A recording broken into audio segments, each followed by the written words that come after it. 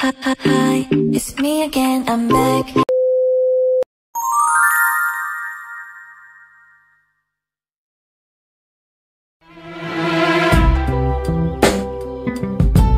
Yeah.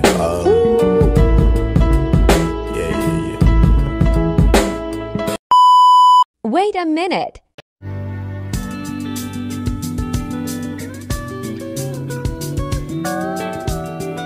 Terciduk bawa makeup ke sekolah.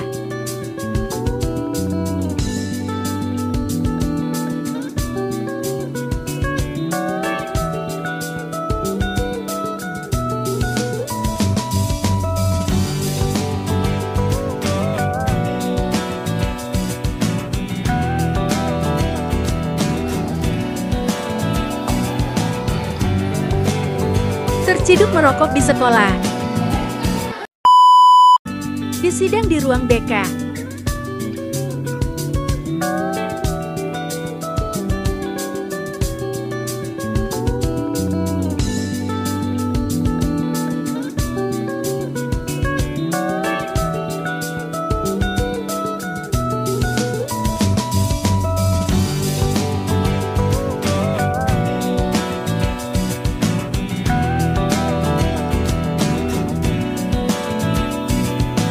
Dipanggillah si Budi ke ruang BK.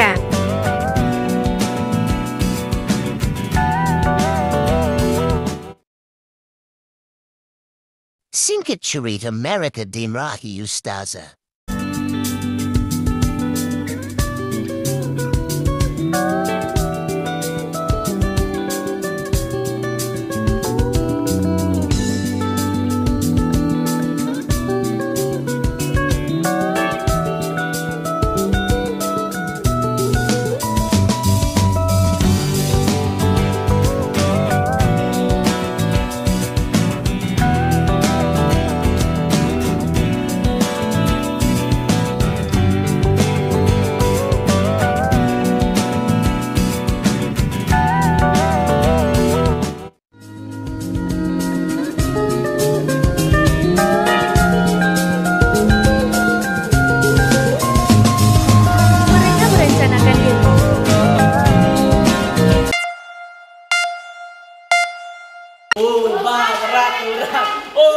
Peraturan, udah mati.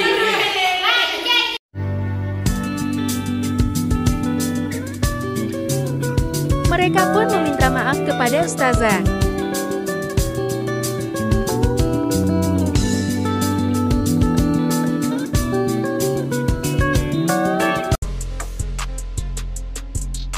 Menentang atau memberontak pemimpin Islam yang terpilih secara sah. Tindakan yang dilakukan Buwot bisa berupa memisahkan diri dari pemerintahan yang sah, membangkang perintah pemimpin, atau menolak berbagai kewajiban yang dibebankan kepada mereka. Seseorang baru bisa dikategorikan sebagai Buwot dan dikenai had Buwot jika beberapa kriteria ini melekat pada diri mereka. Yang pertama, memiliki kekuatan, baik berupa pengikut maupun senjata. Yang kedua, memiliki takwil atau alasan atas tindakan mereka keluar dari kepemimpinan imam atau tindakan mereka menolak kewajiban. Yang ketiga, memiliki pengikut yang setia kepada mereka. Yang keempat, memiliki imam yang ditaati. Tahap pemberian tindakan hukum terhadap perilaku bugot sesuai ketentuan fikih Islam. Yang pertama, mengirim utusan kepada mereka agar diketahui sebab-sebab pemberontakan yang mereka lakukan. Yang kedua, apabila tindakan pertama tidak berhasil, maka tindakan selanjutnya adalah menasehati dan mengajak mereka agar mau menaati imam yang sah. Yang ketiga, jika usaha kedua tidak berhasil, maka usaha selanjutnya adalah memberi ultimatum atau ancaman bahwa mereka akan diperangi. Yang keempat, jika mereka tetap tidak mau taat, maka tindakan terakhir adalah diperangi sampai mereka sadar dan taat kembali. Status hukum pelaku bugot. Kalangan bugot tidak dihukumi kafir, namun hukuman bagi pelaku bugot secara jelas telah disebut, yaitu diperangi, sebagaimana Al-Quran menegaskan dalam surat Al-Hujurat ayat 9.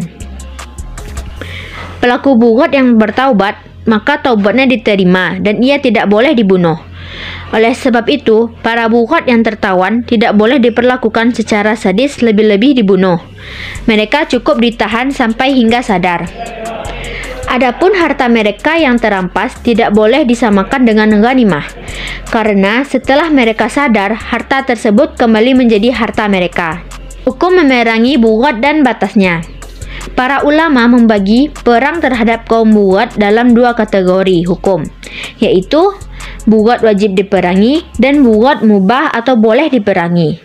Mereka yang hukumnya wajib diperangi adalah yang melakukan salah satu tindakan berikut. Yang pertama, menyerang wanita dalam kawasan Ahlu al-Adli, yaitu suatu perkampungan di mana masyarakat sipil biasa hidup. Yang kedua, mengambil bagian dari Baitul Mal kaum muslimin secara tidak sah. Yang ketiga, tidak mau menyerahkan hak yang telah diwajibkan atas mereka. Dan yang keempat, secara jelas melakukan pembangkangan untuk menjatuhkan imam atau pemimpin yang telah sah dibaiat dan wajib ditaati. Hikmah adanya hukuman bagi pelaku bughat. Yang pertama, seseorang atau sekelompok organisasi tidak akan mudah memusuhi atau membangkang dengan memberontak terhadap negara yang sudah terbentuk secara sah.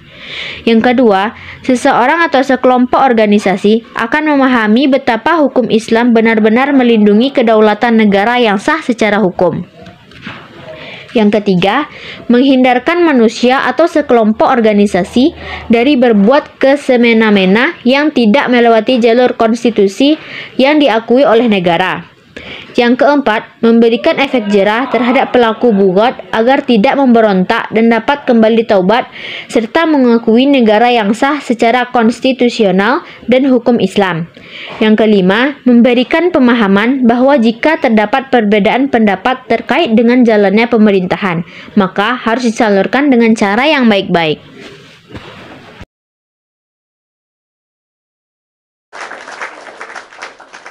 Thanks for watching.